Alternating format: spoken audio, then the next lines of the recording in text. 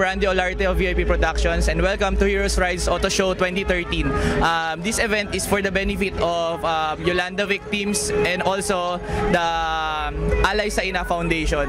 Inorganize namin to para mag-gather lahat ng mga car enthusiasts and mga car participants na mapagtulungan namin lahat and makatulong kami sa mga victims ng Yolanda.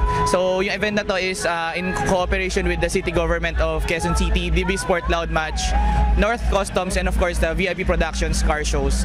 Right now we have around 50 cars, and hopefully by around 8 PM magkaroon kami na almost 70 cars.